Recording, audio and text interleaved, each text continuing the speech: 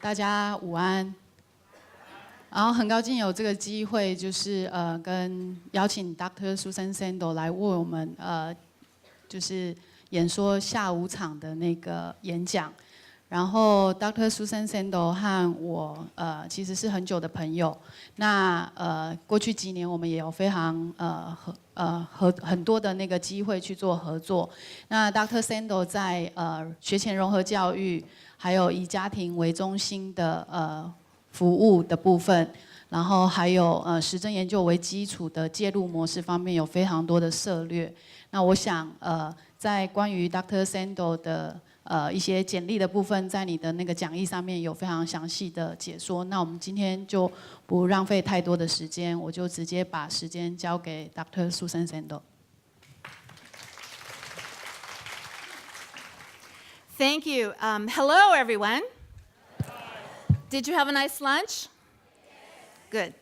I am very happy to be here, to be back in Taiwan, and to see some familiar faces and to meet some new people. And I hope that you will still be eager and enthusiastic and ready to listen this afternoon. I know it's always harder in the afternoon, but we've included lots of pictures so that you can look at the children as well as listen to what we have to say. 大家好，非常高兴能够再一次回到台湾，然后这一次有看到非常多的熟悉的面孔跟一些新的面孔。那我希望你们在今天下午场的演讲当中，还是非常的开心、兴奋的，想要学习一些新的东西。因为在下午的时候总是会特别容易的让人家想睡觉，所以因为这个原因，我在我的 PowerPoint 里面放了非常多的照片，试图的想要让大家比较清醒一点，希望这个可以得到很好的效果。So I'm going to talk about early childhood inclusion, and I'm going to talk about evidence-based and family-centered practices in the United States. 我今天下午的讲题呢，会针对融合教育的部分进行解说，然后在这个部分我会着重在实证研究为基础的介入，以及以家庭为中心的介入，在美国是怎么样去进行执行的。Whoops, I already did it wrong. And here's my plan for today. First of all, I'm going to describe some of the inclusion practices in the United States, and you will see that some of them are similar to what was talked about this morning in Sweden and in Europe, and in some cases they are different. And I think you'll also see that some practices are similar to what you're doing here in Taiwan, and some of the practices are different. 我今天的计划呢，第一个是想要描述一下融合的执行在美国的状况。那你可能会发现呢，有一些内容可能会跟今天早上在瑞典老师在描述瑞典的融合执行的状况有一点点相同。一样的，在有一些我可能要讲的内容部分，可能跟你现在在目前执行融合教育在台湾的状况会有点相似。And then I will also be reviewing the evidence base for inclusive practices, primarily looking at the research that's been done in the United States. I'll look at some of the research that's been done in support of family-centered practices. And then along the way, I'm going to share a few resources with you that then you can take back to your own practice.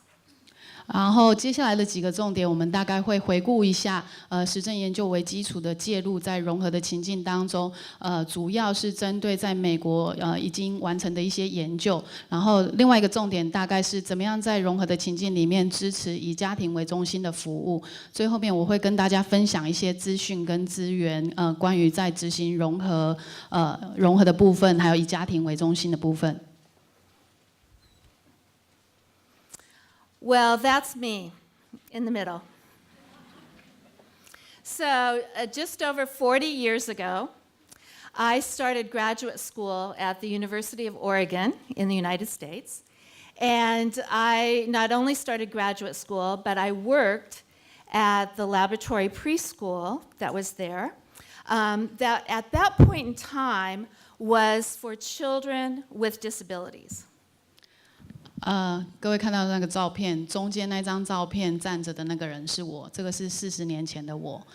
然后我开始在念书的时候是在美国奥利冈大学，然后念书的时候我同时也在奥利冈大学的实验幼儿园担任教师的工作。So the people who ran the preschool had an idea, and they said, let's include children who do not have disabilities. Let's mix them up. Let's have a program for children with and without disabilities. And you know, we didn't even have a name for what we were doing. Sometimes we called it mainstreaming, sometimes we called it integration. Today we would call it inclusion. 那个幼儿园刚开始的时候是针对特殊需求的小孩，然后那个时候并没有收任何的没有特殊需求的学生，所以有一天那个幼儿园的那个园长就说，我们来做一个融合的方案，然后来收一些一般发展的小孩子，就是把一般跟特殊的孩子放在一起。在40年前，我们没有一个正确的名字叫这样的一个方案到底是什么样的方案，有一些方案可能叫做回归，有一些方案可能叫做integration， 那有一些方案现在我们叫这样子的方案叫做融合方案。And this was before our special education law had been passed in the United States. So there was no law about young children with disabilities. There were some special programs. There were private preschools, but there was no system. And you know, in some ways this was good because we could just do it. We said, let's put these children together. Let's see what will happen. We were very enthusiastic. We were very eager, and we tried things out. And we think it was successful, but we had a lot to learn along the way. 那个时候呢，是在美国的特殊教育法令成立之前，40年前，所以在系统里面没有任何一个法令可以去带领这样的一个方案要怎么样去做执行。那当初只有一个信念，就是想要把这个方案做成功，所以大家非常的投入，非常的热情。没有法令是一件好事，因为没有人教你该怎么做，所以你几乎什么事情都能够做。So I'm going to take you a little bit on a journey from over the last 40 years and see where we are today in the United States. And we have certainly created more opportunities for children to be included in a variety of early childhood programs, but we still have a lot of work to do. 所以接下来我要带领大家回到过去40年来整个美国在融合教育上面的发展，然后在今天的美国其实有多一点的机会提供给这些特殊需求的孩子在一般的方案里面进行融合的部分，但是同时我们也有许多更应该要学习的地方。Let me start with this definition of inclusion, and this definition comes from the Division for Early Childhood, or DEC. And DEC is a division of the Council for Exceptional Children. So it's the major professional organization that works on behalf of young children with disabilities in the United States. 接下来我要跟大家分享这一个定义的部分。那这个定义关于学前融合定义的部分是来自于美国特殊教育协会的学前特殊教育分会。那 DEC 是它的简称。DEC 是在美国一个非常专业发展的一个主要的一个分会。And in 2009, DEC worked together with our other national organization, the National Association for the Education of Young Children. That's the professional organization that works on behalf of all young children. And they worked together to come up with this position statement on early childhood inclusion. 所以在2009年的时候，美国特殊教育学前分会跟美国学前教育专业人员协会共同发展出来这一个声明，是针对学前融合的部分。So let me walk you through this definition, and we'll take a look at it. So, early childhood inclusion embodies the values, policies, and practices that support the right of every infant and young child and his or her family. So right there you see the word right. It's the right of every infant and young child. It's a human right, it's a civil right, and we saw that this morning, that it's embodied in some of our international proclamations around the rights of children.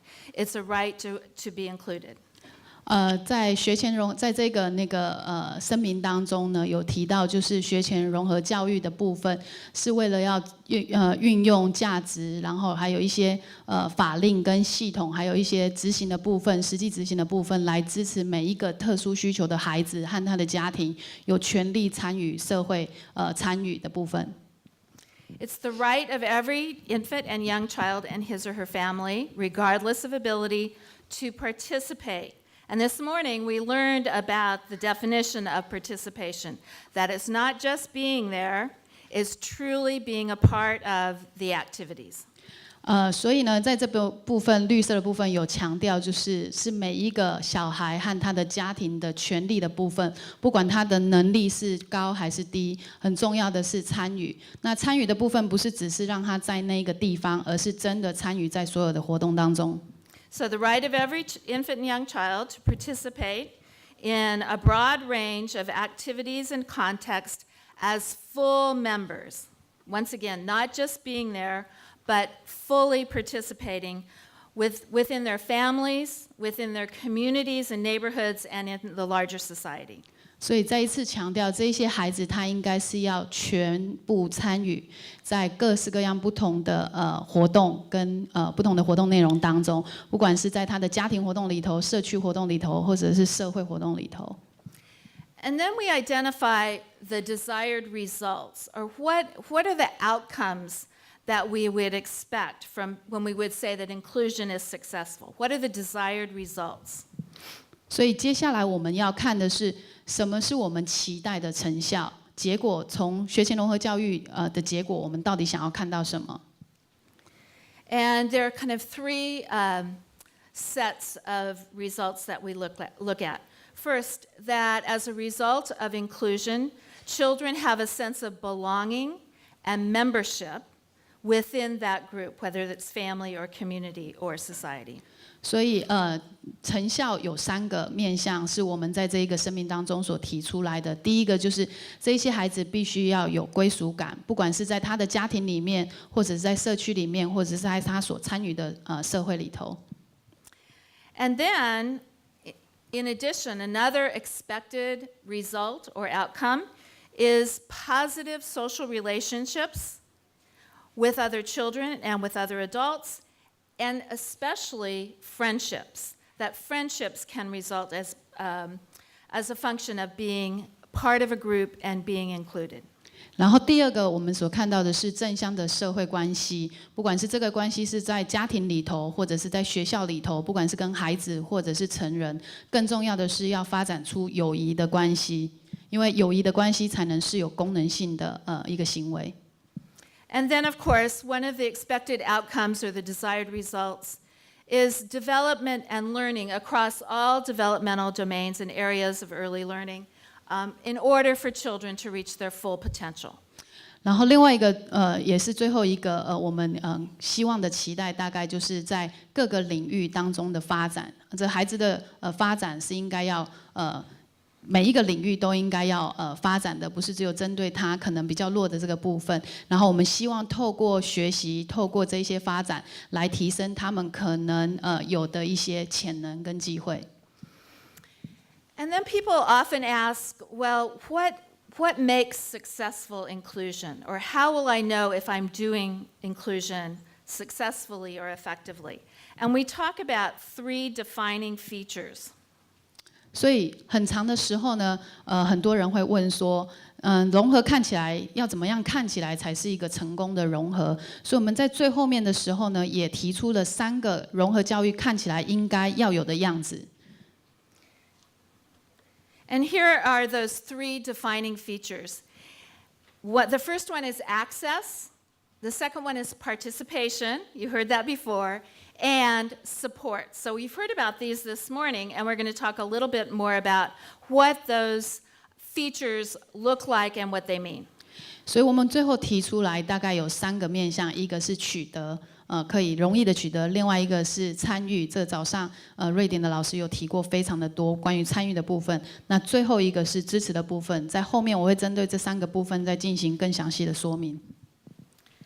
Okay, so the first important feature of successful inclusion is access. that the child actually needs the ability to be a part of the program, the classroom, the neighborhood, and so forth. And so what we need to do is to provide access to children to a wide range of opportunities and experiences. 所以第一个我要谈到的大概是取得就是容易取得的机会。那我们应该要提供就是大量的机会和经验给这一些特殊需求的孩子可以去取得。And we need to consider all possible learning environments for children. So I'm going to pause just a minute and talk a little bit here about early childhood care and education in the United States. 所以第二个我们要考量的是所有可以让小孩子学习的环境。那接下来我也可能要在这边暂停一下，我想要先说明一些学前的学习在美国的状况是怎么样子。Early childhood care and education in the United States is complicated. We are jealous of Sweden. 学前幼儿教育在美国是非常复杂的，然后我们非常羡慕瑞典的情况。So in the United States, young children might be in preschool. It might be public preschool. It might be private preschool. It might be childcare or daycare. Usually, parents pay for childcare. These programs might be run by the public schools, by the city, by the church or the synagogue. They might be a cooperative run by parents. They're just everywhere, and there are all sorts of ways in which we organize early childhood for young children in the United States. 在美国学前教育其实有分非常多不同种的方式去经营，像有些时候它是附属在公立的学校，有些时候它可能是私人在经营，有些时候可能是教会在经营，然后它的模式也非常不同，你可以看到非常多不同的方案，在到处你都可以找得到。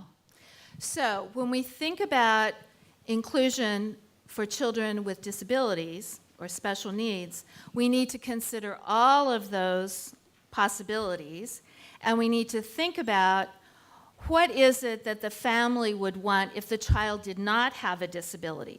Where would that child be participating? Where would they go to school? Where would they get their child care? What would they do? 所以当我们在讲学前融合的时候，刚刚我提到的这一些学前的方案，就是幼儿园啊，或者是学前教育的机构，这些都有可能是我们要考量的一个地方。所以我们就会进一步的再去思考，就是说，如果当这个孩子是没有特殊需求的情况之下，家长会希望把这些孩子放在哪样的方案里头？ So part of inclusion in the United States is just simply getting access to all of these kinds of programs, and I'll talk about that some more. 所以当美国在讲学前融合教育的时候，其实就是让这些小孩子有机会去接触这样的一些方案。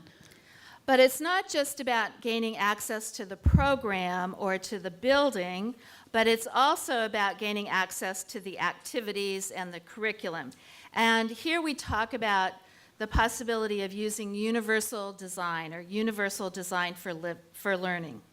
OK， 所以当我们在讲取得的时候，其实不是只是让那个孩子进到学校的环境里头去，或者是可以到这个地方去上课。我们讲的是让这个孩子有机会去取得就是游戏还有学习的机会。所以我们这边有提到，就是使用通用性设计，或者是运用通用性设计的学习，来提供给这些特殊需求的孩子在学前融合的情境当中。 And universal design is part of the planning process to remove the barriers before a child even accesses the activity or the classroom or the program. 所谓通用性设计指的是将困难在孩子使用这一个游戏或者是在参与这个活动之前，我们先把困难移除，然后让这个孩子可以很顺利的参与在这样子的活动或者是这样子的方案当中。But sometimes that planning is not sufficient, so then we use modifications. What sorts of changes or adaptations or accommodations do we make so that all children can gain access? 有的时候在通用性设计之后呢，其实我们可能还会遇到一些困难，还是没有办法参与，所以这个时候呢，老师们就必须要使用调整不管是课程的调整，或者是在环境上面的调整，然后让这个孩子可以更加完整的参与在活动当中。And increasingly, we use technology as a way to help children gain access, especially to the activities. So that might be by using, all sorts of gadgets, computers and iPads and so forth. And it may also be using mobility devices, but using technology to gain access. 然后最后一个大概就是尝试使用科技辅具的部分。举个例子来讲，比方说用 iPad 啦，或者是用电脑啦，让这些孩子可以更加参与在学习的活动当中。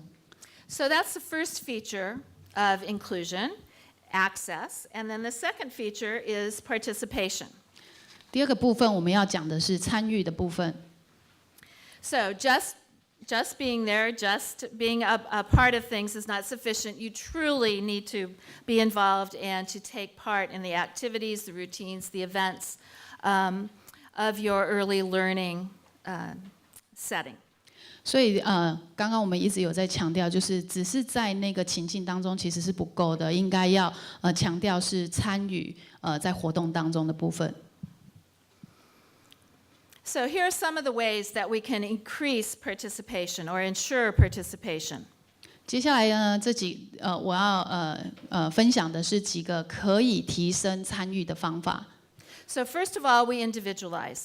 We think about what are the nature of the child's needs, their strengths, and their interests, and how do we provide individualized support so that the child can participate.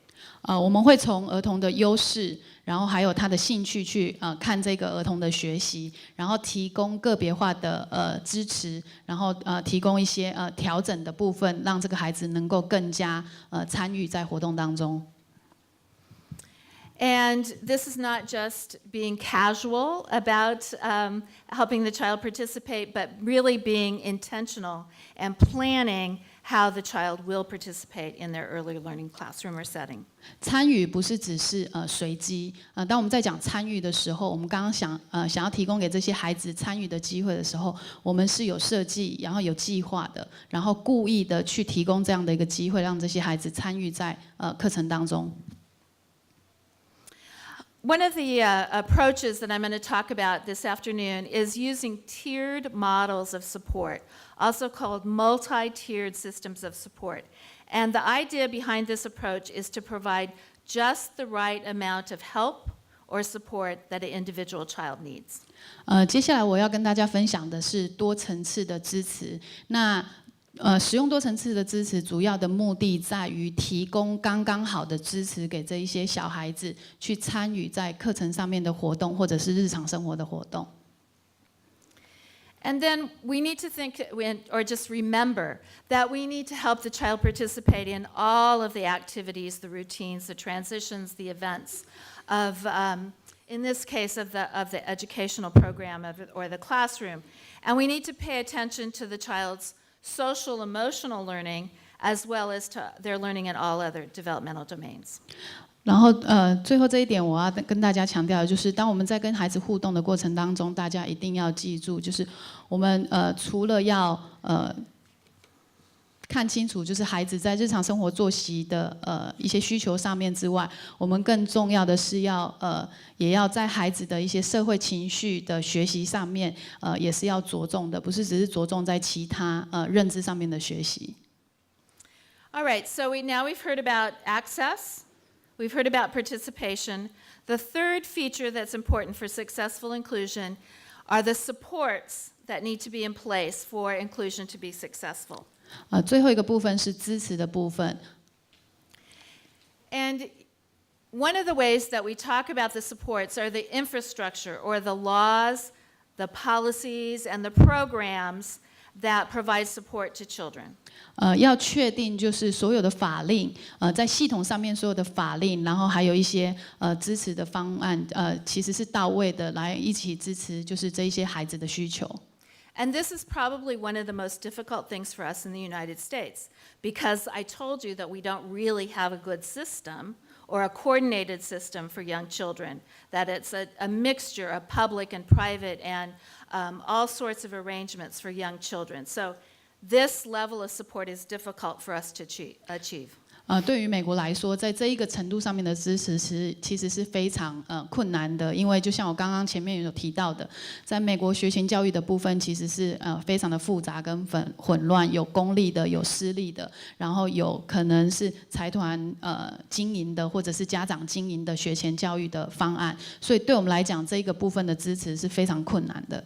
But an infrastructure is important as to support inclusion, but also professional development, ongoing support, ongoing training for the teachers, the therapists, all of the other professional members of the team, in order to keep current with best practices. And it's also important to provide ongoing education and support for families so that they know what is likely to be effective for their child. 另外一个层面的支持，大概是从专业发展的角度，应该要有一个持续性的专业的训练跟发展，就是专业上面的支持，提供给专业人员。同时，对于家长的一些支持，专业上面的训练也是重要的。Another aspect of support is communication and collaboration across sectors. And by sector, I mean the fact that we have this complicated system. So we need to talk from public school to private preschool to Head Start to childcare, and all of the professional disciplines also have to communicate with each other and collaborate, even when they work for different agencies. 然后最后一个我要谈的大概就是沟通跟合作在不同的单位之间，包含就是像刚刚我有提到，可能有公立学校、有私立学校，有一些可能是财团经营的幼儿园或者是家长经营的幼儿园，在这一些我们要讲支持的时候，跨部会的合作跟沟通其实是重要的。We also need to provide specialized personnel when a child needs it or when a program needs it. So when we talk about inclusion, that doesn't mean that the child is not getting the special services or supports that they need, but we may need to figure out how to assign or deploy those people to the programs where the child is getting their education. 还有提供人力上面的支持也是非常重要的。当我们讲在提学前融合的时候，我们指的不是只有这些孩子在教室里头得到什么样的特殊教育的相关专业服务，同时在人力上面的支持也是一个非常重要的一个支持的面向。Inclusion can't be done on the cheap. One of the things that we know from research is that it's not necessarily more expensive, but we can't think of it as being a cheaper way to provide good services. And so we need policies in place that allow us to use all of the available funds or financial resources to support children and programs. 融合可以在执行融合的过程当中，它可以是便宜的，但是在执行的过程当中，我们希望可以有法令上面的支持，让我们可以能够使用所有可能的经费来支持融合的这样的一个方案。And then finally, we need to write our standards for all children. So what's happening in the United States is that we increasingly have public preschool programs at the state level. So as many as 50 different states, right? And those states are writing their own standards for preschool. And one of the things that needs to happen for inclusion to happen is that those standards need to be about all children, not just about some children. 所以在美国，大家都知道有50个州，这50个州有自己的一个法案对于融合教育的部分，然后也有对于自己融合教育的方案有自己的一套标准。所以在这边也建议，就是在美国的部分应该要有一个这样子的一个标准，是给所有的小孩，不是只是给部分的小孩。Okay, so those are the 3 features of successful inclusion. I'm going to talk just a little bit about the legal basis for inclusion, and I'm going to talk about 5 laws. 接下来呢，刚刚我所提的大概就是3个融合教育，好品质的融合高品质的融合教育，或者是我们期待看到融合教育的那个成果的一个面向。那接下来我要讲有一点点关于法律的部分，就是在法令上面怎么样去支持融合的部分。The first of those laws, and probably the most influential law, is the Individuals with Disabilities Education Act, or IDEA. And this is our special education law. It's a federal law, so it's for all of the United States. And I'll talk about 2 parts, Part B and Part C.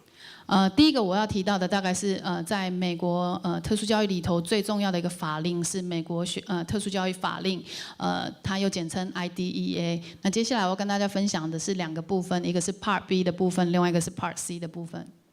But we have some other laws that apply to young children as well. So one of those is Section 504 of the Rehabilitation Act, and it's actually older than our special education law.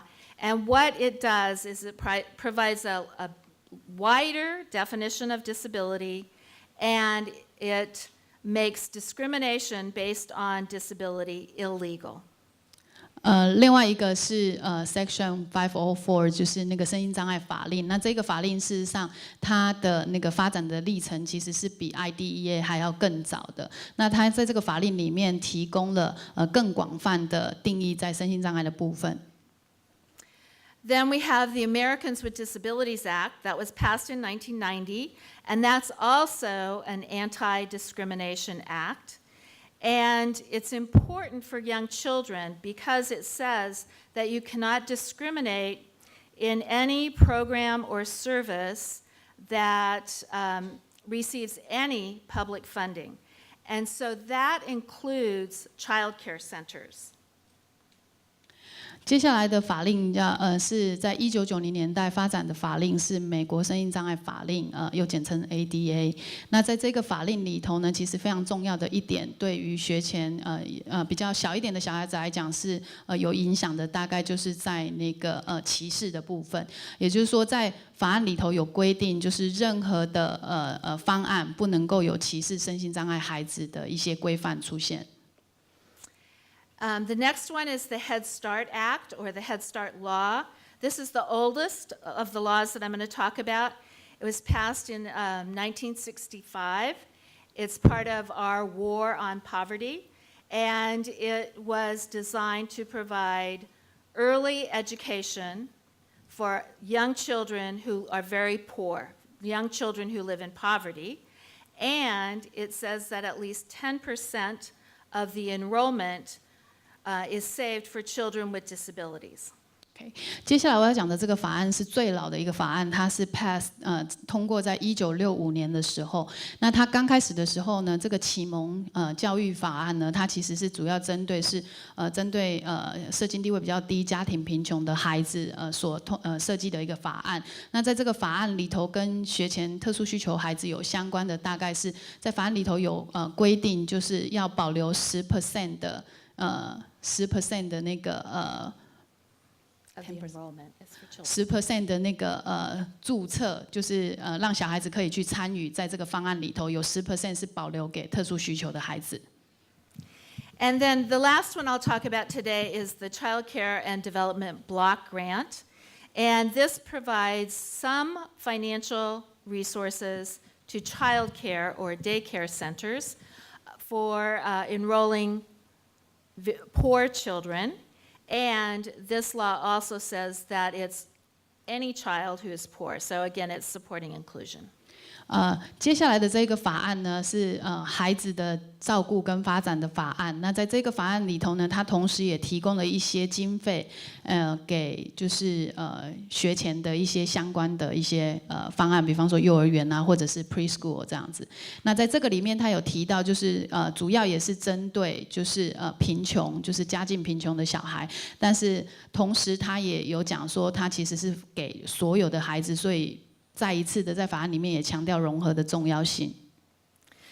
So those are 5 laws that support inclusion for young children. But as I said, the Individuals with Disabilities Education Act is the most influential of any of those laws. 所以这一些呢，跟学前的孩子跟特殊需求的孩子都有非常相关性。但是就像我说的，在第一个绿色的部分 IDEA 的部分，其实是影响最深远的。And Part B is the part that has to do with young children ages 3 all the way to age 21. And Part C is the part of the law that has to do with infants and toddlers. 在 IDEA Part B 的部分呢，它是主要是针对特殊需求孩子从3岁到21岁，在 Part C 的部分主要是针对特殊需求的婴幼儿的部分。So let me just briefly remind you of what's in IDEA. I think some of you actually know this. One is that it requires an individual plan for every child, either an IEP or an IFSP.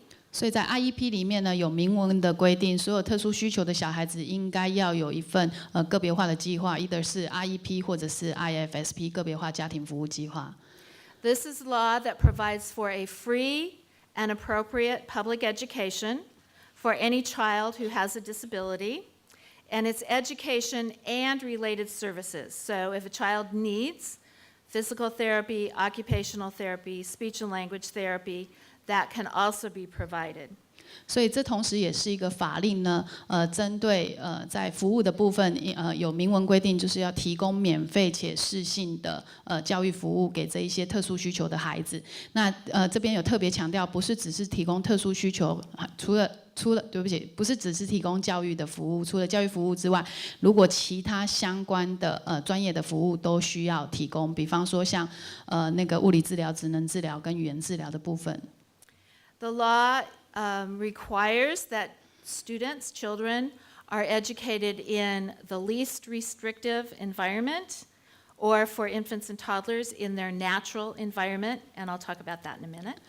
在这个法令里头有讲到，就是有提到，就是特殊需求的孩子应该接受教育在最少限制的环境里头，或者是对婴幼儿来说，应该是在最自然的情境里头接受特殊教育的相关服务。等一下我会针对这个部分再做进一步的解说。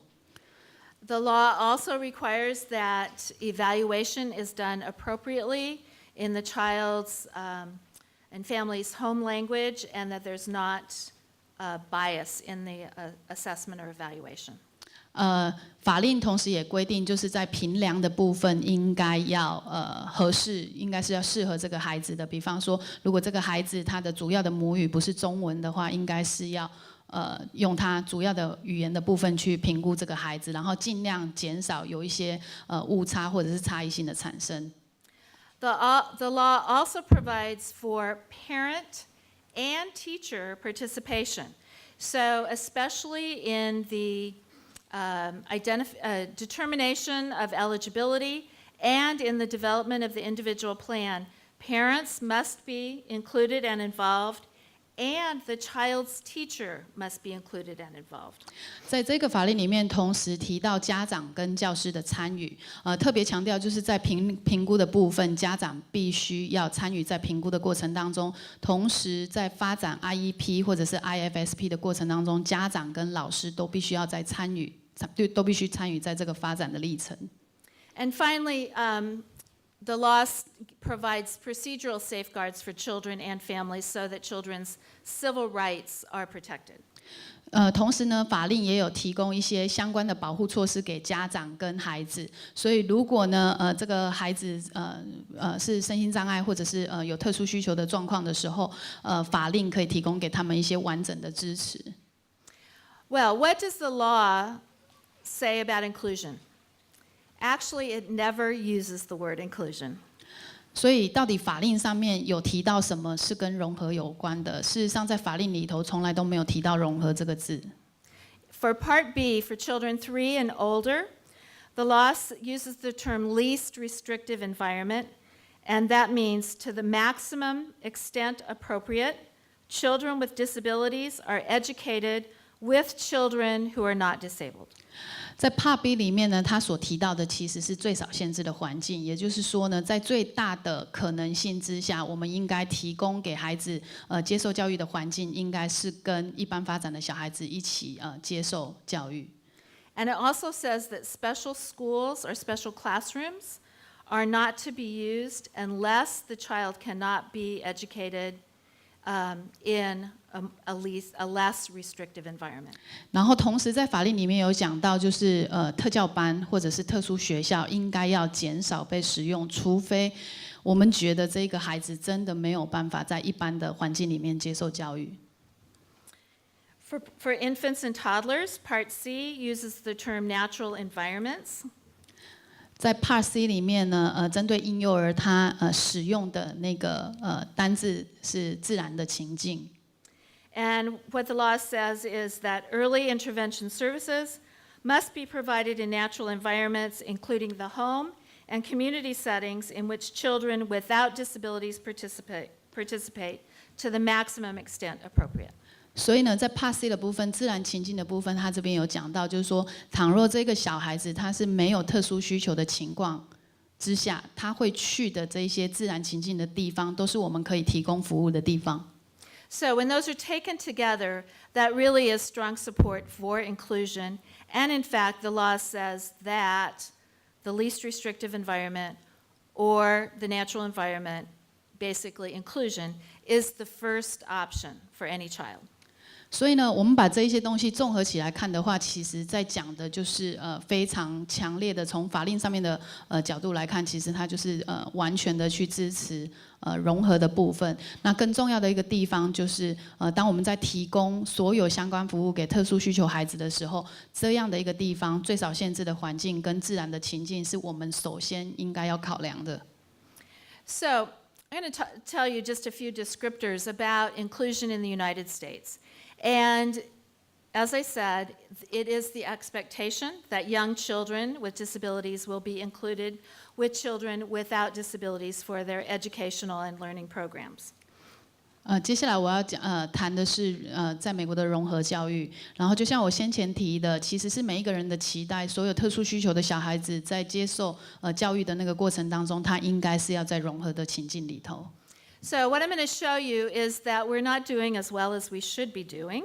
And in response to the statistics that I'll show you, the U.S. Department of Education and the U.S. Department of Health and Human Services recently released a policy statement together that said that inclusion is the expectation. OK， 接下来呢，我要讲的其实是我们在那个教育部，就是美国的教育部跟美国的健康部门专门组长早疗的部分，他们在2015年的时候有共同的发表出一个声明出来。那这个声明里面主要强调的大概指的是融合是被期待的，在所有的特殊教育学前特殊教育提供的方案当中，融合是首当其冲应该要被考量的。So, the most recent statistics tell us that 40% of preschoolers are receiving their special education and related services, their therapies, in inclusive settings. 46%. 接下来我们要看到的数据，大概第一个是46，这个是最新的数据，就是有46% 的学前的小孩子在接受学前特殊教育服务的时候，他是在融合的情境当中接受教育。So, that doesn't mean that children with disabilities aren't being included in childcare or recreational programs or church programs. They are, because families of children, all children need childcare and they need help. But it means that for children with disabilities, 46% are getting their special education and related services in inclusive settings. 这个46%，我要特别说明一下，这并不代表就是有很多的孩子没有去学前是被拒绝的，其实他们是有去。那但是这个46% 指的是他在学前的方案当中，他除了有接受学前教育之外，更重要的是他还有接受就是相关的特教的相关服务。Now, for infants and toddlers, The most recent data show that 86% of infants and toddlers are receiving their specialized services, their Part C services, in home-based environments, and that meets the requirement for a natural environment. 然后接下来看到的数据是86% 的婴幼儿孩子，他们在接受早期疗育服务的时候，所接受服务的那个地方情境是在家里面。那这样子其实是有符合就是法令上面讲的自然情境的那个标准。So when we first look at that number, we think that's okay. But we also know that infants and toddlers and their families need childcare. So we need to do better at providing special services within children's childcare facility. 我们刚开始看到这个86% 的数据的时候，我们觉得这样子很像还不错，因为都提供服务在家里面。但是我们同时也知道呢，其实婴幼儿的家长他们也需要有一些托育的服务，所以我们希望可以看到更多的服务是提供到托育的环境当中。So those numbers aren't as good as we would like them to be, but we have some really positive findings as well. So we have many examples of successful community-based inclusion programs.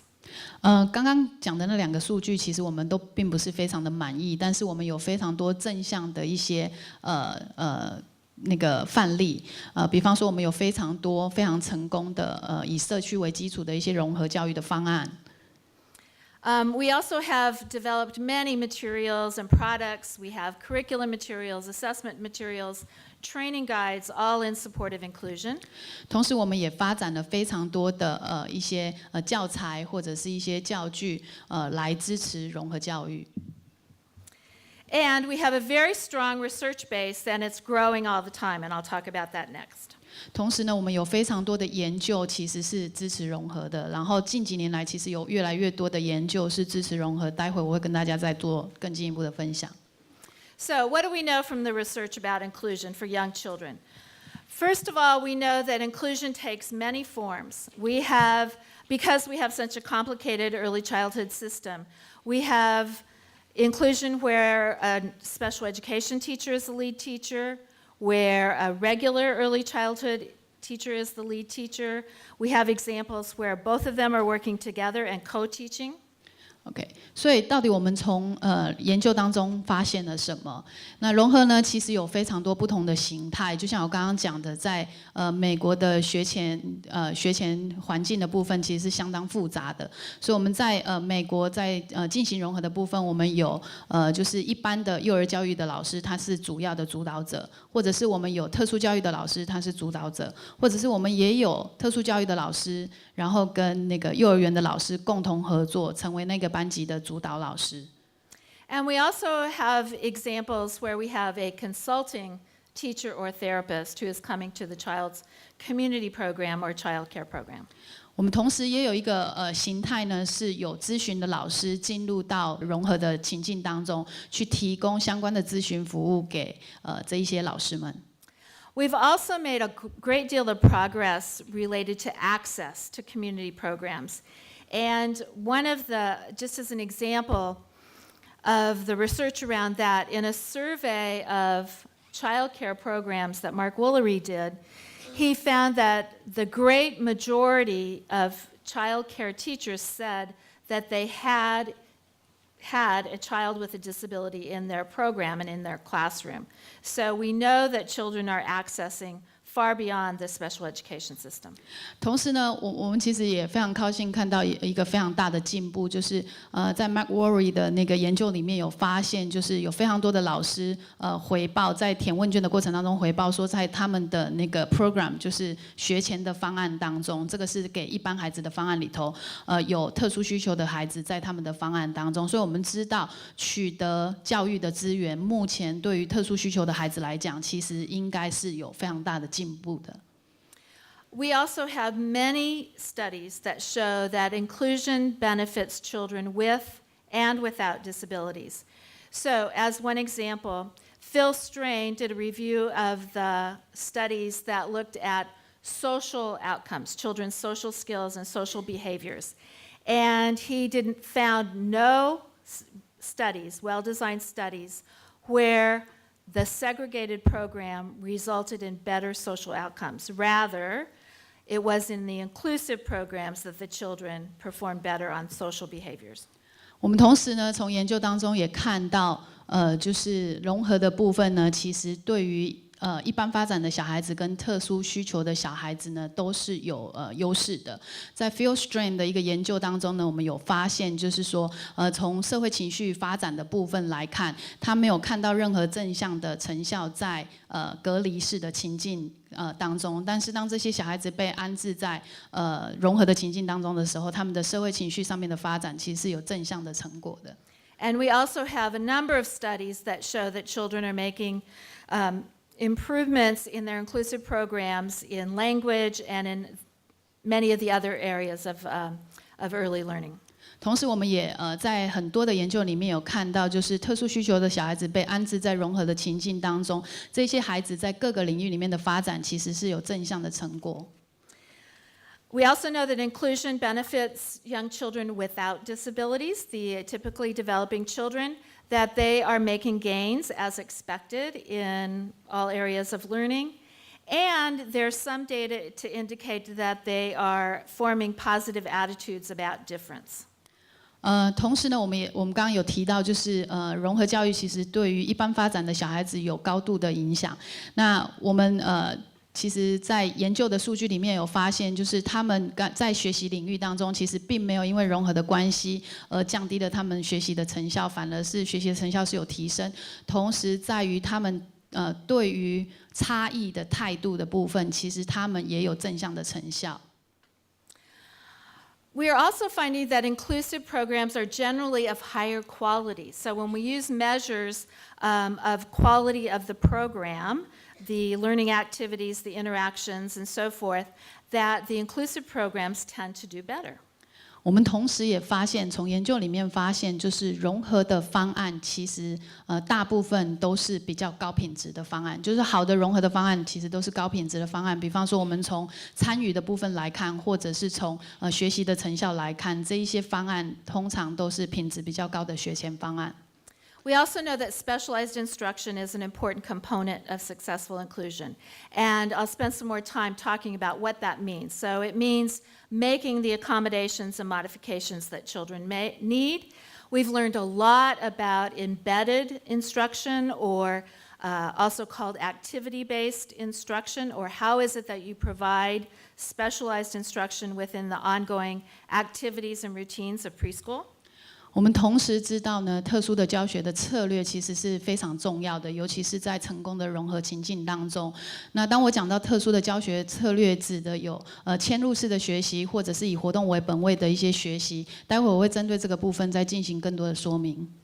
We're also learning about attitudes. We know that parents and teachers both influence children's attitudes, but like I say, we're learning that being in inclusive classrooms can enhance the attitudes of young children around differences. 我们同时也学习到了态度的差异。我们都知道孩子的一般发展的孩子对于特殊需求孩子的态度，其实是来自于教师跟父母亲的影响。那所以我们其实也看到，就是在融合的情境当中，从研究里面发现，这一些一般发展的孩子，其实他们对于差异性其实有更不一样的一些看法，然后态度也跟着都是一些比较有正向的一些效果。We also are learning that families of children with and without disabilities, when their children are enrolled in inclusive programs, generally have positive views or positive attitudes about inclusion. 我们同时也学习到，就是当一般发展儿童的家庭，如果他们的孩子是被安置在一个融合的情境当中，他们对于融合其实都有正向的一些看法。And I mentioned this before. We're finding that inclusion is not more expensive, but it requires a different way of planning and deploying resources. 然后再一次从研究里面，我们也发现，就是融合其实并没有更昂贵。它在整个服务的方案当中，它并没有因为我们进行了融合，让它使得变昂贵。但是它必须要，当我们在进行融合方案的过程当中，它需要有多一点的时间去计划，然后多一点的时间去进行执行、跟调整和修正。And successful inclusion requires collaboration and teamwork. It requires supported policies and advocacy. One of my colleagues from the Early Childhood Research Institute on Inclusion found that it was collaboration made more of a difference than any of the child's characteristics in terms of the success of inclusion. 我们都知道融合教育呢，成功的融合教育其实是需要大力的合作，还有一些团队的合作，还有一些法令上面的支持，还有一些倡议的部分。我的同事呢，在他的研究当中有发现，就是其实一个成功的融合，重要的是在于合作，但是并没有那么多的影响在孩子的特质上面，所以要有一个好的融合的情境，其实合作是相当重要的。A little bit more about specialized instruction, because one of the repeated findings is that for children with disabilities, for children with special learning needs, that specialized instruction is an important component of successful inclusion. And it can be somewhat more difficult. It takes a different set of skills to provide special instruction in this busy, active, inclusive program. So here are some of the ways that we do that. We do that by way of accommodations and modifications, making simple changes to activities and to toys and materials in order to increase a child's participation with those activities. 我们知道特殊的教学呢，其实在成功的融合里面是非常重要的一个因素哦。然后所以呢，调整跟修正，特别是在活动上面的一个小小的调整哦，或者是在游戏上面的一些小小的调整，都可以让这些特殊需求的小孩子可以有更多的参与的部分。We can also use assistive technology. So I talked a little bit about that much earlier, about using both high-tech and very simple low-tech supports to help children participate. 同时在辅具的运用上面，我刚刚也有提到，特别是在高科技的辅具或者是低科技的辅具上面的运用，也可以让这些孩子有更多的参与在融合的情境当中。And one of the ways that we talk about providing specialized instruction is by using differentiated or individualized instruction. And that means planning and providing the instruction that an individual child needs within the inclusive classroom. 再来就是差异性或者是个别化的教学，这边指的就是要计划，然后要设计是符合这个孩子需求，可以满足他需求，尤其是在融合情境当中的学习的一些教学的方式跟策略。And this idea of differentiation or individualization is important for all children because every classroom has a diversity of learners. So it's not just about the children with disabilities. It's important for all of the children to take the classroom goals and then assess how the individual child is doing and provide the instructional support or the other environmental support that that child might need. 那刚刚我提到的那个差异性和个别化的教学，其实不是只是针对特殊需求的孩子，是针对所有在那个融合情境当中的孩子，因为每一个班级里头都有不一样的学习者。那身为一个教学者，很重要的应该是要在评估的过程当中去了解到每一个孩子的需求，然后去提供每一个孩子所需要的一个教学的方式，然后让他们在融合的情境当中能够习得他们应该要习得的一些东西。And we bring this all together in something that we call a multi-tiered system of support. It's a framework for thinking about how to meet the individual needs of each child in a diverse classroom. 接下来呢，我要提的这个是多层次的系统的支持。那多层次的系统的支持，其实指的就是说，在各个不同的程度当中，我们提供给某些孩子多一点的支持，或者是少一点点的孩子，少一点点的支持，在那个融合情境当中，让他们能够习得他们应该习得的技能。So I'm going to talk about these pictures when we come back, but these are some ways to represent what I mean by multi-tiered systems of support. And some of you have seen some of these graphics before, and they share some things in common, and they have different tiers or different levels of support. So I'm going to let Rachel tell you that, and then we'll take a break. OK，接下来呢，各位在你的讲义上面，或者是在我的 PowerPoint 上面看到的，就是几个我刚刚讲的多层次的那个支持跟多层次支持系统的一些图表。那这4个图表当中，他们都有一些相似的地方，就是他们提供多层次的支持给不同的孩子。那我们等一下我们休息完之后回来，我会针对这个部分再进行多一点的分享。那我们接下来就先休息10分钟。Okay, thank you. 1 minute.